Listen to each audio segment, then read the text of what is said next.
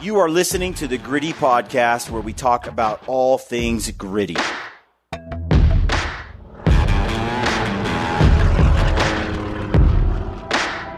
All right, folks, welcome to the Gritty Podcast. I'm your host, Brian Call, and I'm joined right now with Brad Hunt. We're going to go over the shelters that we most commonly use on all of our hunts. We have an array of them. Brad's going to go over each shelter, how much, you're going to go over each of the specs here. Yep. And for those that are listening to this podcast on iTunes or Spotify or wherever you listen, you might want to go check out the video version of the podcast, because you're going to get all the visuals that we're about to go through right now. Yep. We have a dome tent, a teepee, a trekking pole shelter, Dyneema, Silnylon, those with stove jacks, those without, nests, yep, and tarps. We have all styles, and we're just going to run through the specs first, so you know which models we're going to be talking about, how big they are and all that, how much they weigh. But then we're going to go back over them and tell you, when would we use this shelter? Why do we still have it in our kit? When would we use the next shelter? Why do we still have that one in our kit?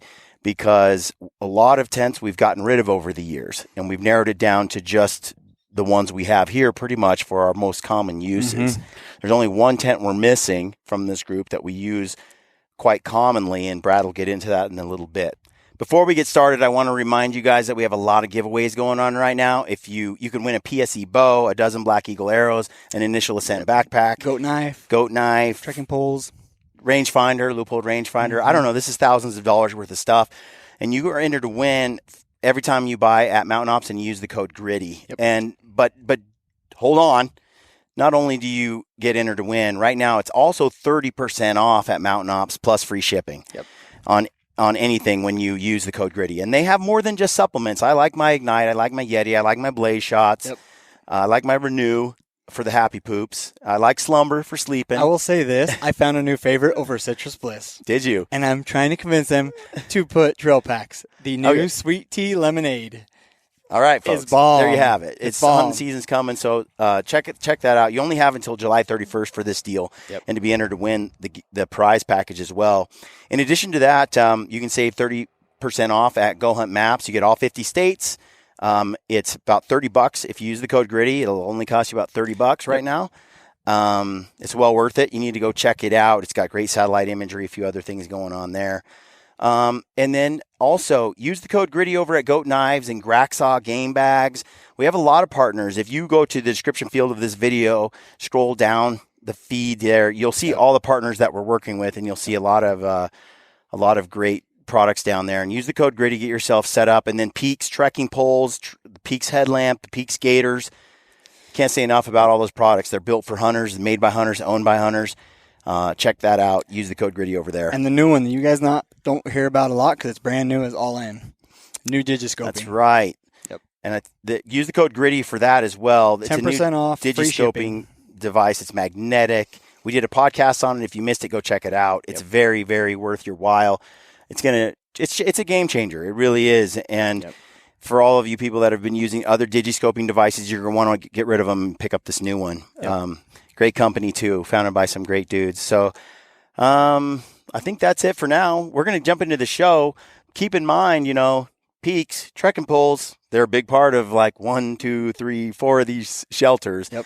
I can't believe the dudes that don't use trekking poles anymore. And if you're going to use them, buy them from Peaks, because it's a hunting company in the hunting industry. Yep. Ryan and I went through a lot of iterations and testing of these poles before they fully came into being. And I even got my stubborn old man on trekking poles now. And they got a carbon fiber upper and aluminum lower. They're tough, and they're just built. They're built well for what we do, and they double for shelter. They're just so useful across the board. Yep. So check all that out. Thanks for tuning in. Without further ado, let's get into this podcast. All right, so our first style tent here is the freestanding dome tent. This is the HILLEBERG NIAK. This tent comes in 3 pounds, 12 ounces. It is classified as a 3-season. The reason it says 3 seasons is because it doesn't have a stove jack, and it might get pretty dang cold when it's snowing and 40 below. But it's going to withstand almost every storm that you're in. Can sleep 2 people. Is very tight with 2 people. I wouldn't like to do it. 1 person, all your gear, tons of room. It weighs what again? 3 pounds, 12 ounces. Okay. 3 pounds, 12 ounces? Yeah, sorry. Yes, 3 pounds, 12 ounces. So you're basically 3.7. I thought it was 3.5 pounds. So it's basically 3.75 pounds. Okay. And it's a freestanding dome tent. And that's, for the weight, that's why it hasn't been used that much anymore by us. Because it's like, you come to this tent right here, the CP, the Seek Outside Cimarron, and you got, 2.5 pounds with your whole kit. That includes pole, stakes. We're going to get into it later, but I mean, let's be real. You don't have a stove. Yes. In that, and that's kind of almost a 100% deal breaker, except in extreme circumstances. Yes.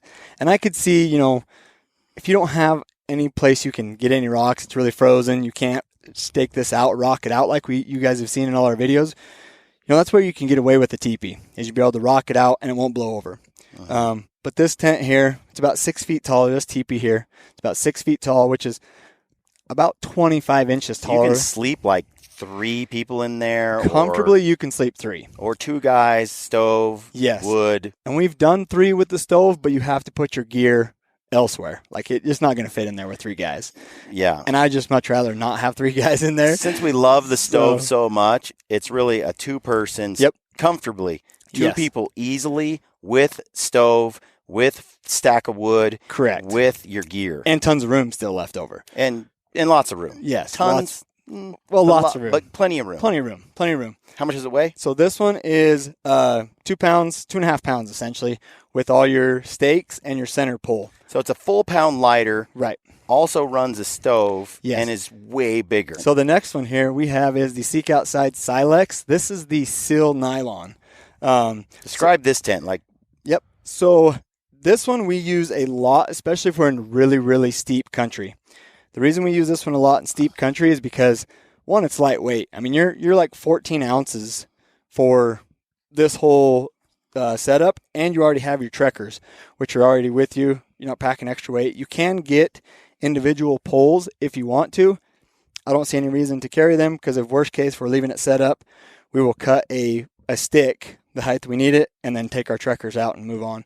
But it's got tons of room to put a stove, and again, this Silex has this Silnylon has the stove jack in it, so you can set up a stove. Got tons of room there. You'll have tons of room here, because this will come down, and you can put it's zipperless, and you can put all your gear right here. Your stove will be on the other side there, and still have tons of room between your trekkers to lay. And the thing with this is you can set this up on a not very flat location. Like if you're on the hillside in a deer bed, you can still get this set up. Steep deer bed. Like you can get it set up and it's still going to protect you. Pretty much pitch it anywhere you want. Yes. Yep. And it's, like I said, it's lightweight. We carry it in our packs a lot. If we're not carrying this, we're obviously carrying a tarp because you can set this up super fast to get out of rain, snow, wind. It's really a 1-person. Yes. And it weighs how much? That's the one's about 14 ounces on that. With the sill. With the sill. Yep. Correct. 14 to 17 ounces, what they say on the site. Jesus, crazy so, light. I mean, it's light. Stupid it's lightweight. This one doesn't have a nest system. We'll get into like some of the ruggedness, durability, how well they hold up in storms, here in a minute. But so that one was Silnylon. Why is it Silnylon? Because it's the most readily available and it's much, much cheaper. But we would always prefer to run Dyneema like over there. Yes. Yep. The reason that we own a Silnylon Silex is because it is the only, it accepts a stove jack. Right.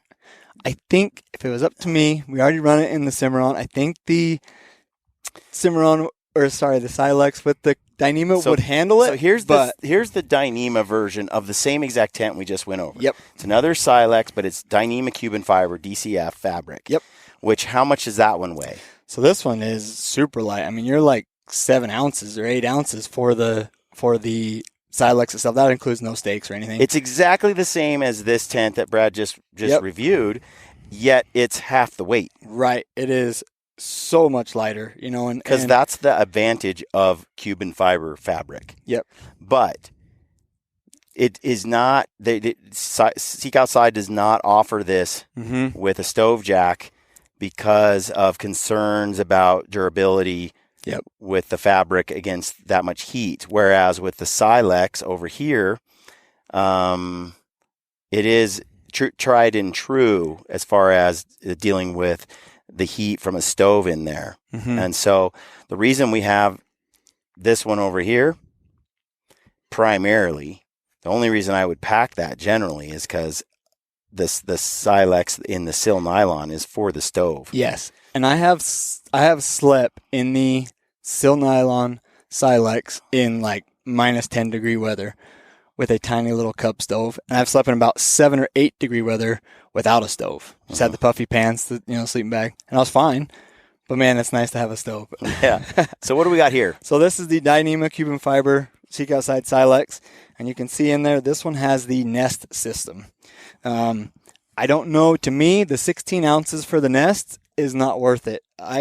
Describe a nest. So the nest is going to give you a floor, and then it's also going to... It's no longer a floorless shelter. No longer a floorless shelter.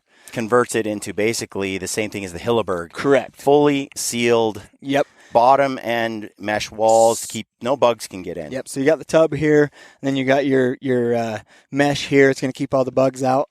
Sleeps the same as this other Sleeps one. is the exact same. One person, but you're packing an extra 16 ounces in just the nest itself. To have the nest. And so it's like, to me, especially in the end, spring, this setup weighs the same as the Silnylon, roughly, isn't it? Yeah, it's. I would say with this combo, it's probably about 10 ounces, so a little over half a pound heavier than just the floorless Silex. Correct. Yep. There's certain conditions though where this tent kind of is ideal. So let's get into that a little bit later, folks. We're going to go over each shelter and why we still have them, because they each have some unique features for unique situations. And then we'll get into the tents we use the most, like just that are kind of our fall through. But we have one that's not really a tent. This shelter, not really a tent. It's a tarp. Tarp. Yeah. So you've seen in a lot of our films and stuff that one of us will always have a tarp, and there's many reasons behind that. I mean, you can throw this up quickly when a rainstorm comes. You can have it as a backup shelter. And the reason I set this one up today like this is because this is how we set it up on a steep hillside all the time. And obviously we're not on a steep hillside here if you're watching, but take this setup right now, and if you have a hillside, the hillside is going from my right to my left. So it's down like this. The back of this tarp, we're going to pin it to the hillside. Right to the dirt. Right to the dirt, and it's obviously better if you can have a log back there you can tie to just to give you some more headspace, but we'll suck that right to the dirt, and as the hillside falls away from you, we'll stick these trekkers up right here on the front side of it. So your hillside's here, in front of the trekkers, and you tie it up, and it gives you some cover from the storm, the weather, but also gives you the glassing ability. And then a lot of times, which we don't have here, but a lot of times we'll put another trekking pole or a stick with like a jacket so we're not punching holes in the tarp. But we'll stick that up and kind of give yourself a little bit of a pyramid teepee type of shelter just so the moisture will run off the sides. But we use this a lot, from sunshade to rain, snow, just to get out of the weather. I mean, we use it in the sun a lot. Yeah. A lot of you guys hunt open country muleys or open country elk, especially in August and September, and you're just blazing in the sun. You get stranded in some spots. Man, it's amazing how much cooler it is under a little tarp like that. Well, and like this Z-Pack tarp, you've had this for ages, like 2008. Yeah, and so it's been used and abused and put away wet. It's Cuben fiber, 2008, and it is 6 ounces. Yeah. 8 by 10. The new ones are like 4 or 5 ounces for an 8 by 10. Mm-hmm. You're around 8 ounces or so for a 10 by 10, which I would recommend going with a 10 by 10 if you have the option between the two. Yeah. It's going to be more money, but the extra 2 feet just makes it that much better to get. I agree. The ideal size, folks, is a 10 by 10 tarp. Mm-hmm. Yep. We've done the 8 by 10. I've done this for years, and after running a 10 by 10, I'm like, man, that's really ideal. Yes. Yep. There was a concern initially that it would be too big. Never. But it didn't have any trouble pitching. Especially, you kind of need that third pole in the center. I was going to say, especially with the bigger 10 by 10 size, that's where the third pole in the center or a stick or something. When you say never, really it's because there's 2 or 3 of us. Yes. and one guy packs it. Mm-hmm. But if you were solo, the 8x10 is pretty sweet. Yeah, it will work perfect. But again, that's exactly. We're talking 2 or 3 guys, and we throw this up. I mean, it takes a minute and a half to set this up, and you have shelter out of the storm, whatever it may be. Then we pull it right back down. Shove it in the... Head off on our hunt. Yep, shove it in, and we're back cruising. I mean, this spring, I don't know how many times. Dozens. Lived under dozens of times we went underneath this. So we'll get more into the tarp here in a minute, because this isn't the only tarp we own. Yep. But basically, a tarp is a must for every single hunter, no matter what. I would say if you don't have a tarp, I would have a Silex. Yep. And we can talk about that. Between the two. A Cuban fiber. A Cuban Silex. fiber. Yep. Which we used in Alaska. We did a lot. Instead of this tarp. Yep. I left the Z-Packs, and instead I brought the Cuban fiber Silex. That way we could glass out of it. Mm-hmm. And we climbed in there, and there's some great film of that, and it withstood some heavy winds and rain and snow. Heavy enough that we actually did drop the poles down on us while the wind was blowing. But so let's get back to the beginning here then. Yep. Okay, we went over all these tents. We've gone over how much they weigh roughly. The overall design. So let's talk about why would we use this HILLEBERG, number one. Yep. Why this one? So again, going back to the being bomb proof, I mean, it's going to withstand crazy heavy windstorms. It's going to withstand heavy rain, snowfall. It's going to keep you dry, protected. You've got this vestibule right here that you can actually...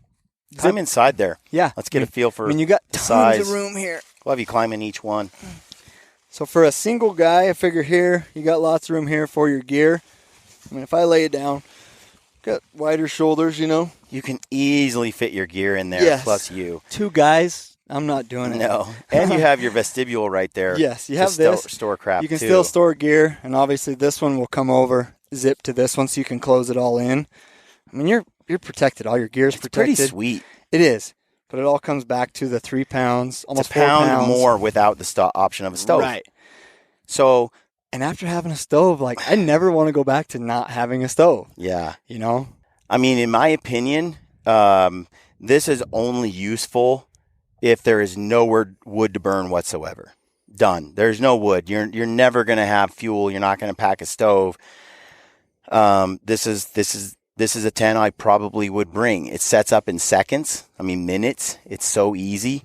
And it'll withstand all the storms if you're above snow line or above timber line and there's no wood to burn, which is really tough. I haven't really found where I can't find something to burn. Even in open plains, we've mostly been able to find something to burn, and makes it hard for us to justify bringing this. But it is tough like that. Now, the other situation is maybe you want to protect yourself from intense levels of mosquitoes, bugs, and so forth. I suppose this is an option, but a stove does the same thing, and we'll get into that in a minute, or the nest.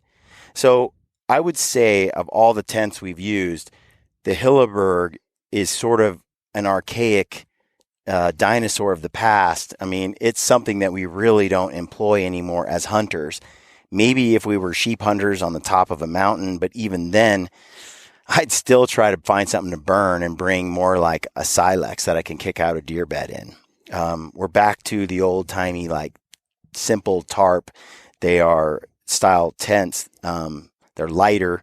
This is 3.5 pounds. I can take a Dyneema Silex up there, and it's 7 ounces, 6 ounces. Yeah, so for that whole setup here, 13 to 14 ounces for that Silex. I don't need the mesh. Right, that's what I'm saying. With the mesh, it adds another 16 ounces. How much is it without? So without, you're about roughly 13 to 14 ounces. Oh, 1 pound for the Cuban fiber. So you're just under Silex. 1 pound. You're just over. The tarp is 6 ounces. Correct. So, again, 2.5 pounds more weight for this, and I don't think that it gives you more protection necessarily than one of these other Trekker style Silex shelters. Yep. So the firing thing is just too big a deal. So I think that's it for this. I'm sure there are guys that kind of like it because they understand it and they've used it before and they're familiar with it, but it's just not something we're going to use that much. So let's talk about the teepee here, Brad. Yeah. So when would you use this? All the time. All the time. Like there's Every no hunt. question. And you've seen us use this a lot. You know, Ryan usually has one for more than 2 guys. Get in there. I want to show people how spacious it feels. So I mean, I'm 5'11" almost, and that's pushing it. Let's get serious here, 5'10". But I mean, you got tons of space, and obviously you're not gonna be able to stand up in it, but not a big deal. I mean, but you have tons of room when it comes to this. You can pretty much stand up. You can almost stand up, and especially a lot of times we'll get it up off the ground a little bit to get some airflow, raises it up a little taller. We laid this Tyvek tarp in here because just to show you guys, you don't need a super expensive, really nice ground cloth. I mean, you almost can't get any more tough as far as puncture resistant than like a regular Tyvek piece of Tyvek paper. I bought that Tyvek on eBay for $20, I think. Yep. Or Amazon. And it came with grommets punched in it. Yeah. But they're obviously ripped out from trying to use it as a shelter. But again, you throw it in the washer. I mean, a lot of times, I don't know if you can kind of hear it or not, but it's not very loud. Yeah, that's the trick. People don't realize if you take that Tyvek and you put it in a washing machine that has hot water. It has to be hot water. Well, cold water won't break it down as much. And it needs to go in a washing machine that has a center pole. Tumbler. A tumbler. Yes, yeah. Correct. And then you run it through that 2 or 3 times, yep. and then it's a nice and supple. You can show people when you roll it up. Yeah. I mean, it literally stuffs and it's obviously if we folded it up nice and tight, it would be a little more compact. But even quickly rolled up, I mean, it's not taking up a lot of room in your pack. For the toughness right. and how long it lasts, and it's prevented me from getting... Once I started using that, I haven't had a hole in my mattress. Yeah. In a year and a half. It's lightweight. It's a little bulky, but it's lightweight. Never use a Silnylon. Yep. But you can ground cloth. You can see inside here. I'm just going to lay this out to kind of keep somewhat clean, but I mean, you got so much room for 2 guys. You got all your gear here. We usually put our gear on the outside, lay here, and then you got your stove, whichever direction. Whoever wants to feed it for the night. It's usually Brian because his air pads used to go flat quite a bit. So, but 2 guys, you can fit in here really easy. 3 guys, if you kind of make a triangle, it's doable. This is what I'd recommend if you have 3 guys. It's hard to get the dynamic Cuban fiber all the time, but if you have 3 guys, I would get the double door for the extra weight. And it's, like I said, 3 guys. Get the double door because then you have access out the front and the back. You also, with the double door, if one zipper fails, yes, which is the only issue really that we've come across, if the zipper fails, you have a secondary zipper, so you can duct tape it or just kind of and go out the other deal side. with it. There's a few things you could do and then repair it later. Yep. And with the double door, like on a hot day like this, you can open it up and you get some airflow going through there as well. Yep. It's just much cooler. So, dude, how much does it weigh again? So this one is with the whole setup. It's 45 ounces, about 2.5 pounds. That's the stakes, that's pole, that's the whole setup. I wish people could see, but if I step back with the camera here and I look at this, I mean, you can see the difference between the teepee's a castle. Yeah. Compared to the same weight of the dome tent. Yep. And the teepee, let's talk about this as far as, because some people will say, yeah, but teepee's not 4-season, or the teepee can't stand the wind, or the teepee can't do what the dome tent can do. So the only time I would not use this teepee, for example, is if I'm already going to an area that has been snowed in and frozen for periods of time where you can't get rocks out of the ground or something of that sort. Because if you have availability to the rocks, which normally we do in almost every terrain that we hunt in, we can rock this out, and we've withstood some crazy heavy winds. And worst case, it's like we get 75 mile an hour winds. We've dropped the center pole and just dropped the teepee on us, which is very, very few times. But rocking it out, I mean, you have tons of capability of withstanding all the weather. Yeah, and I would argue, like, the thing about the teepee that is kind of, a lot of people have had that concern. Hey, it can't withstand the the weather like these 4-season tents, and this one again is 3-season. We have used them for hunting purposes for all manner of game. And we've been able to find places to pitch this and burn wood in every hunting situation so far. Not saying that there's not a place where the dome, but I've been watching some films with friends of mine and other outfitters and stuff that are in some really rugged places, and they're pitching up these dome tents. And I'm looking at it going, how miserable. And they're getting their boots wet, and they're crossing rivers, and their clothes are wet, their boots filled with water. And especially when they're wearing a big, heavy scarpa, those boots will stay wet for months if you don't have a boot dryers, which we'll talk about on another episode. You're screwed, and without fire especially. So the teepee, I can't emphasize how important the fire is to us. And we have found a way to put this teepee up in the nastiest of the nastiest storms. And sure, we went through some learning curves, but we know how to rock it out now. We know how to put maybe a rock under the center pole because maybe the ground is a little bit soft and the pole's going to shorten and then the teepee will fall, or in heavy winds it could shift around. But with the guy lines and the rocking and us dealing with the center pole, sometimes when we've had some nasty storms, Lampers and I have stacked logs, built a little log cabin around the bottom 2 feet of the teepee, and we stack the logs around, and then we climb inside, and guess what? That barricade of wind with the logs stacked around it, we've built ourselves a little fort, and then the winds come and they just rip, these storms rip, and we have a fire going inside, and we're cozy and warm. And it just extends your life in the backcountry having fire inside of a shelter. So again, I suppose there's going to be some day where I wish I might have had a HILLEBERG instead, but I haven't hit that day yet in about 5 years of hunting with a teepee. We've become very proficient with floorless shelters. And back to the situation of flies and bugs, because a lot of people have a mosquito concern, right, or those little little bugs like what are they called? The little tiny flies. I keep thinking chiggers from out Midwest, but that's not what you're thinking of. The bite me knots or whatever. I forget. Yeah. Anyway, little black flies. Yeah, they're everywhere, right? In some of these like moose country up north in Alaska. Well, a couple of things that we found that work great is we use our little butane stove that your MSR. We use the Jetboil Minimo. That's our favorite stove, and we have our little gasoline, or what is it? Butane, your butane canister. Yep. And Thermacell. Thermacell, correct. Thermacell anti-mosquito like repellent.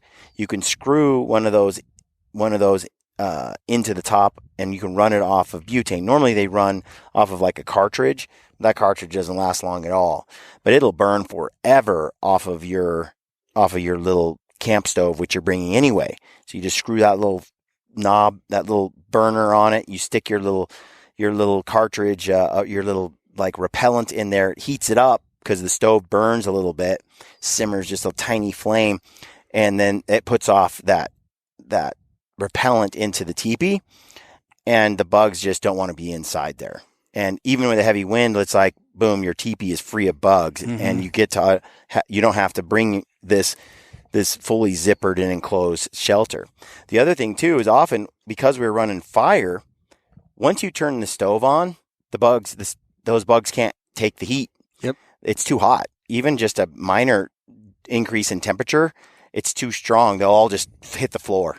We notice it a lot in Alaska when we hit the mosquitoes a bunch, as we just turn the stove on. Stove turns on, everything dies. Yep. And then you go to bed and the stove burns out and a few more mosquitoes start to come in. And so we threw in, what we did was we just lit up the Thermacell for the night. Done. Morning, turn it back on. But I mean, really, we haven't, even in super fly infested areas, we have found that with those two tools, that that we can now run floorless shelters. Well, and I think a lot of people will be like, country. You're running the thermocell in an enclosed tent, but it's like we have it lifted a little bit to get airflow just for condensation as well. And dude, there's a lot of airflow here, and there's a vent up top as well. Correct. And so it's kind of like being under a tarp in a way. It does trap stuff, but it's also I don't see it as people use those in ground blinds and things like that as well. Yep. I think it's similar. Exactly. I mean, I'm not telling anyone to choke themselves out. That's why we used fire mostly, and then just when we really needed it. The other thing too is we bring head nets. Yep. And in Alaska, we just put it over our head, the mesh nest, and you got a little hat and you put a little mesh nest on there. It's off your face, and you just crash, and you're inside your sleeping bag, so the bugs don't even bother you. Yep. So we always bring that as backup too. So there's ways to manage the bugs without having to pack in a 3.5 pound shelter for one guy. You can bring this shelter in, and it's 2.5 pounds, and then you split the weight with the stove. Each guy is basically carrying you're roughly a little 2 pounds. a little over 1.5 pounds, and a pound and a half. It's like versus 3.5 pounds for one person each. It's it's really heavy. So, Brad, let's talk about this next one and why we would use the Silex. Yep. And specifically the Sil. Specifically the Silnylon. We kind of touched on it. We touched on it, but it goes back to the stove. They don't have the stove jack in the dynamic carbon fiber. So on this one, the stove jack, it adds 3 to 4 ounces. Pretty cool where the stove jack's at. But man, in the end vestibule. Yes, and I've ran this so much. Now here's what I would recommend. They tell you to get the Cub stove for the Silex here. Go the medium. I'd always say for every shelter, I would go the next size up for that stove. I agree. Reason being is because, one, you can always damp it down. If it's too hot, you can raise the door, whatever it may be. Unzip it. You can always cool it down. But trying to chase heat, especially when it's cold or you're wet, it's miserable. And you can't, like what I ran into when I was in like 5-10 degree weather, and it was snowy. I had the Cub stove, and I couldn't feed the stove fast enough. I mean, me too. It was pissed me off. Yes. So it was just enough to like take the edge off, but still cold that I had to wear a jacket. Right. And again, you can get by with putting on your puffy pants, your puffy jacket inside your sleeping bag. But then there's parts of your body that just start to sweat and get hot and clammy, And where you have a stove, you can flip your bag open, like you can control that and regulate that. Lay there naked. You can lay there naked. So you can really regulate that. Climb in there. Yeah. Let's see the size here so people get a feel for it. Again, for one guy, you can't beat it. For big. Like I said, for this shelter, the Silex Silnylon, you're like 17, 18 ounces. A lot of guys ask, can I sit up in it? So if you sit forward, I mean, you got tons of space up in here, And yep. And like I said, on this side with the stove jack or the stove, you'll have your stove over here. You got your firewood here. Yep. And then your pack. Like I always lay my pack right here, my top lid right here. My Stealthy Hunter pad goes right there because I put my meal. It's like a table. We have good setups. Like we've been doing this long enough that you kind of get your system figured out. Dude, with your fire in that vestibule and your other stuff in this one. So one thing I want to show in this one, Brian, you've added this. I don't know if everybody can see, but you've added this string up to the top here. Hang a shirt, even hang drying out my boots clothes or whatever, socks, the stinky socks that always sweat. It's a clothesline. It's a clothesline up there. And that's one thing I'll say with one of the shelters we don't have here is the Red Cliff. It comes with loops to tie out. Let's talk about the Red Cliff. It's basically a 3-person teepee. It's basically a Cimarron. It's quite a bit taller. It's quite a bit bigger base. You can fit 3 guys in there in a stove. Very easy. Our rule of thumb with the Red Cliff is if the country is conducive to it, meaning it's not too steep because it takes up more space. There's a big footprint when you're in the steep mountains. But if we have the luxury, Ryan and I, to have lots of ground space, flat surface that you can stake it down, it's only a few more ounces for what you get. What is the carbon fiber version of the Red Cliff? It maybe adds 8 ounces. Yeah, right. And for 8 ounces, you get a castle. And so just the two of us in there, it's like, it's so spacious. It's hard for us to not bring it. I mean, if you're Mark Livesey and you got your llamas by yourself, he brings the 8-man. Yeah. No, it's too big. We often now bring the Red Cliff instead of the Cimarron, if it's just even if it's just two of us, and the Cimarron would completely do, because it's just so nice to have, and it's not that much added weight. Yep. But if we were packing the Silnylon version, we would not bring the Red Cliff. We can only justify the Red Cliff when there's only two of us, if the weight is down because it's Cuban fiber. Yep. If it's Silnylon, we'll just take the Cimarron. Yeah, you're adding another pound and a half of weight that you don't need. But if it's 3 guys, easily, people ask all the time. You can in Red Cliff, you can take 3 dudes, their backpacks, fire, and the pile of wood. Yep. Can all fit in there, and it's actually fairly roomy. It's spacious. It's not. I mean, you're still. The biggest thing is you're still kind of walking over the guy coming in the door. Yeah. But you can kind of tuck in and keep that area open. And you kind of lay in a triangle and just kind of leave the door open. So why this one here? This is the Silex and Cuban fiber. Silex dynamic Cuban fiber. Now, if I'm with the nest, and again, this nest will fit in the Silnylon. What hunt would this go on with you? This is one like an early season, August. Even, springtime where I know it's not going to be super cold. I don't have the tent. Again, we always carry puffy gear. Yeah. To me, the only time this tent is appealing is in the thick of summer. Yep. And the reason for that is because I'm not running a fire, so I don't need a stove jack extra or 4 anything ounces of of stove jack weight. It is a hot summer tent because you can open both sides. Like Brad, if you want to just go ahead and show them, pull up the so we go to this side here. Zipperless on each all side. Zipperless, which is really nice. Having the zipperless. The nest is closed here, but then the nest keeps those mosquitoes and those bugs out in the summertime that get you when it starts to cool down. And so it's a pretty tempting little, and you can do it like it for muleys. Yep. In August. This is kind of what I'm leaning toward right now. Yep.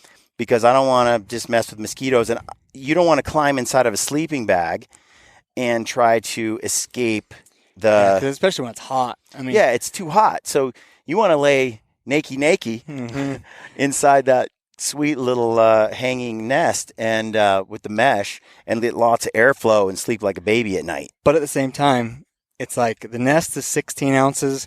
I already am packing a fuel canister. I throw on maybe 4 ounces of the thermocell that goes on top of it, and I'm still like 10 ounces lighter than if I am adding the nest. Yep, very true. And you could ditch the nest, and then you're just sleeping on the open ground. You are gambling a little bit. You are gambling, and I could see the nest. Maybe a high country New Mexico hunt or something where you got rattlesnakes and things like that. The nest might come in handy. We don't have snakes coming in your sleeping bag. Scorpions and scorpions, snakes. Exactly, and that's where I would run the nest. Yeah. So to me, this is the hot weather tent, the hot weather setup. Yep. It's super lightweight for what you get. Very versatile, dynamic. If you aren't dealing with bugs and stuff, you can just leave the mesh in your pack. Yep. Just throw up the top part. But if you do need it, you've got it. It's not that much weight. It's kind of the perfect setup for that later stuff, especially in steep country where we're glassing for bucks and all that. It's steep country, especially solo. The Silex is how I'm going every time. Yep. I mean, I can set that up. You all brought it was like like 5 Silexes on steep deer beds kicked out, just pitched everywhere. Yep. Gotta love it. Yep. Gotta love that. So, and later in the season, it can be the one tent for all, because if you do run the stove jack version, correct, later in the season, you got the stove. You have a bomb-proof setup for all seasons that you can pretty much use in all conditions. Yep. And then this is the setup that I used to run a lot solo because I didn't have a Silex. I didn't have any other. Because you were a poor farm boy. Now you're a poor employee at Gritty. Correct. But I get to do what I love. So I used to run a tarp a lot solo because I could set it up with at the time I didn't even have trekking poles, but I would set it up I'd find someplace in the trees or whatever, and it would be open, but I would just basically create a open, tent to lay underneath. Find some sticks or whatever, maybe prop it up on the ends. But this is how I used to run solo hunting all the time because it was light And again, I was cheap. You could buy one for like $35 off Amazon. Yeah, we kind of already said what there is to say about a tarp. I would say there's lots of configurations, and you can play with different ways to pitch it. We also just use it like when we are going to go drop 1,000 feet in elevation to go after an animal, and we know we don't want to take our packs with us because we're probably going to come back up to that vantage point so we can glass at first light. We throw our stuff on the ground. Anytime we empty our packs, we throw tarps on top of all of our gear because in the mountains you never know when a storm will hit. Correct. You can bring contractor bags, garbage bags, heavy duty, which we bring those as well for putting meat in our packs and keeping the blood off of everything. But you can throw a tarp. We throw a tarp over all of our stuff, stack a bunch of rocks and logs on it, and then we take off. Yep. And when we come back, even if it snowed or poured rain, we come back to dry stuff underneath the tarp. Just not Brian Call's tarp because it's a little holy. Dude, this tarp has withstood the test of time. Like I said, 2008, and I've used it as a ground cloth, not just as a top shelter, and it's got holes all over in it, but it doesn't really matter that much. And here's what I used to do too. Cuban fiber is excellent for patching. It is excellent. And here's what I would say too is I used to run, my tarp was my ground cloth as well, and so it was the same thing as this, either a 10x10 or an 8x10. That way I can fold it in half for my ground tarp, but then if I do need a shelter, I can open it up to the 8x10 or 10x10 or whatever it may be. Yeah, I don't recommend it, though, because the tarps are Silnylon. Yep. And they allow punctures. And I was going to say that. If you're Where the Tyvek is puncture-proof. Now, this stuff doubled up. This tarp I used as a ground cloth for a lot of years. Yeah. And it does better than Sil. Yes. Cuban fiber did, but not much. It's I still got holes where I shouldn't have. And that's what I was going to say is just pack the Tyvek and get, for the extra 4 ounces, 5 ounces maybe, keep your tarp. That way your tarp doesn't get holes in it. And that's what I was getting to is like, I used to run it as both, but then I'd find out when I go to need a tarp, I got a pinhole somewhere and it's just water coming in. So we talked about this before. Ideal size, we really think is 10x10. Again, 10x10, especially if you got more than 2 guys. So guys are going to ask, do I do Cuban fiber or do I do Silnylon? Pros and cons. For a tarp. Obviously, the weight of the Dyneema Cuban fiber is very, very sexy. nice. I mean, you're like Mark's, I think Z-Tarp is 4 ounces, 5 ounces at most. But because they came out with newer versions of Tyvek that are more efficient than the old one I have. Correct. And still, this 8x10 is 6 ounces. One thing I would say, though, is I have not found a Dyneema Cuban fiber that has a center patch, or whatever you want to call it, a rub spot. But I think that's negligible because you can buy a Dyneema patch for the center, and you just lay a couple layers there, and you have it. I think if it was 10x10, you need a center post. This is 8x10, and you see it right now. You don't really need the center pole. Well, and here's the thing, too, is if you're in areas that you have something you can tie to, instead of a center pole, you can stake a rope back there in the center and then run it to a tree or something out here. Yep. To take place of your center trekking pole. The thing about Dyneema that is nice with Cuban fiber is when you are running it and you touch up against it, like you're rubbing it while your head's touching the top of it, no water will come through. You won't get really wet through Dyneema. I'll say this too. But Sil... Yes, I will say this too. Between Dyneema Cuban fiber, and this doesn't go just for the tarp. This goes for the teepees and shelters as well. The Dyneema doesn't stretch. Yep. Where the Silnylon, and you will become very accustomed to this if you're running a Silnylon, is in the morning, you're going to let it back down because when the sun hits it and stuff, it's going to get really tight. And then if you get like your rain and storm like that, you're going to be raising that pole up because it's stretching. You're going to try and tighten it up, but then you can't keep it like that. You got to let it back down because, again, it shrinks and contracts and shrinks and everything all the time. Where the Dyneema Cuban fiber, you set it and go. You're done. You don't have to worry about it. So, what do you think, Brad? Yeah. That covers it? That covers it. So, if you guys have any questions, be sure to comment. We try and read all the comments, whether it's podcasts, video, whatever. Try and get back to you guys. Brian, I think we got a bunch of giveaways and stuff going on right now. Folks, don't forget about the giveaways. You can get... right now, we have a huge giveaway with Mountain Ops. You get 30% off whatever you buy at Mountain Ops plus free shipping. So that's a winner. But also, you'll be entered to win an initial ascent backpack, a new PSE drive. bow. Yep. We've compound bow. We've got in the giveaway a dozen Black Eagle arrows, a Leupold rangefinder, all that stuff. You can check that out. Though that giveaway goes until the end of the month, July 31st. Correct. So you get in now, and if you do that, like we mentioned at the beginning of the podcast, you save in so many ways, but you're entered to win. And the other thing that's going on right now is 30% off Go Hunt Maps Explorer membership. If you get that, that's pretty cool too, because you get 30% off the maps. They're $50 originally, so you're going to get $20 off maybe. Yep. So for $30, you get all 50 states. It's a no-brainer, folks. Everybody should have more than one map system. You can port over your settings from your other map system, use them both, learn them both. Go Hunt's map system has some really cool features, like it does have some really good satellite imagery, great terrain analysis, features that you're not going to find in the other apps that you own. So well worth the money. Check it out. Yep. Absolutely. And I think go check out the films we're dropping right now. We got 2 muley hunts dropping, and we got a new movie this Sunday. It's elk film. It's going to be awesome. Check that out. Thanks for tuning in. Stay gritty.